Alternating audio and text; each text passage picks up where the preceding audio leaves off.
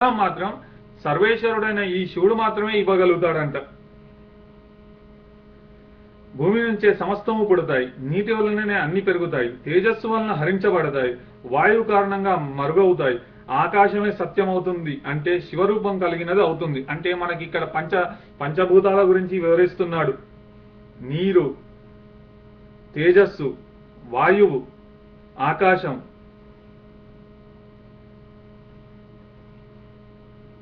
భూమి, ఈ పంచభూతాల గురించి ఇక్కడ చెప్తున్నాడు. భూమి, నీరు, తేజస్సు, వాయువు, ఆకాశం అనే పంచభూతాల గురించి ఇక్కడ చెప్తున్నాడు.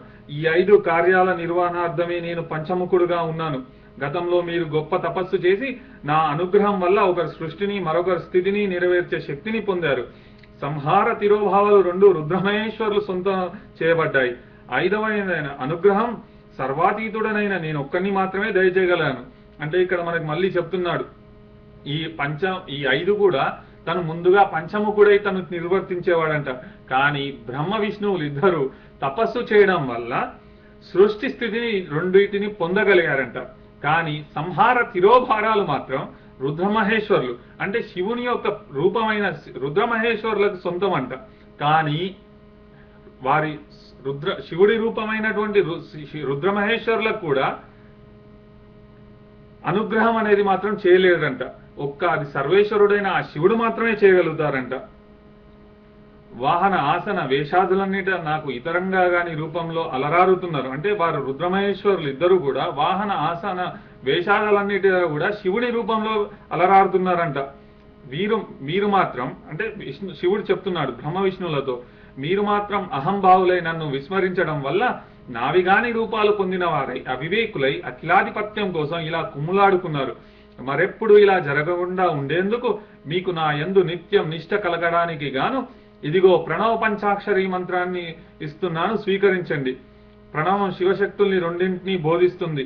అందులో నుంచే పంచాక్షరిని ప్రభవించింది. పంచాక్షరి నుండి త్రిపద గాయత్రి, అందులోంచి సర్వవేద రసత్వం ఆవిర్భవించాయి. మంత్రాలు ఉత్పన్నమయ్యాయి. ఒక్కొక్క మంత్రారాధన వల్ల దానికి చెందిన వాంఛలు మాత్రమే పరిపూర్ణమవుతాయి. అన్ని మంత్రాలు కూడా భోగప్రదాలే. పంచాక్షరి మంత్రం ఒక్కటి భోగాలతో పాటు మోక్షాన్ని ప్రసాదించగల ఏకైక మంత్రం. ఇలా చెప్పి బ్రహ్మను విష్ణువును ఉత్తరముఖంగా కూర్చోబెట్టి వారి కుడి చెవిలో పంచాక్షరిని ఉపదేశించాడు. తదనంతరం వారి కోరికపై సమస్తమైన యంత్ర తంత్రాల్ని మంత్రాల్ని కూడా అనుగ్రహించారు. సమస్త వాజ్మయాన్ని స్వీకరించిన అనంతరం విధి విష్ణువులు వృషకాపిని గురుస్థానంలో ఉంచి ఆరాధించారు. గురుదక్షిణగా తమ ఆత్మల్నే సమర్పించుకున్నారు. అంటే అయ్యా ఇక్కడ శివుడు ఏం చేస్తున్నాడంటే అన్నిటికంటే ముఖ్యమైనది ప్రణవ పంచాక్షరి మంత్రం. అంటే ఏదైనా మంత్రం జపిస్తే ఆ యొక్క మంత్ర ఫలితాన్ని మాత్రమే పొందగలుగుతాం. కానీ పంచాక్షరి మంత్రాన్ని జపిస్తే ముక్తి లభిస్తుందంట. అటువంటి మహాద్భుతమైన మంత్రం అది. ఇవన్నీ కూడా ఈ యొక్క పంచాక్షరి మంత్రం బ్రహ్మకి విష్ణువుకి కూడా గురుముఖత అంటే తనే గురువై వారికి బోధించాడు. ఇలా చెప్పి ఒక పంచాక్షరి మంత్రమే కాకుండా సర్వ మంత్రాల్ని తంత్రాల్ని కూడా బోధించాడంట.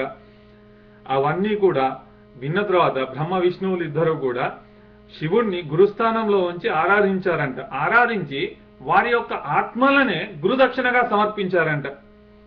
ఓ మునీంద్రులారా, ఆర్ద్ర నక్షత్రయుక్తమైన చతుర్దశి నాడు శివపంచాక్షరి జపం అఖండమైన సత్ఫలితాన్నిస్తుంది. శివారాధనను మించిన పుణ్యమే లేదు.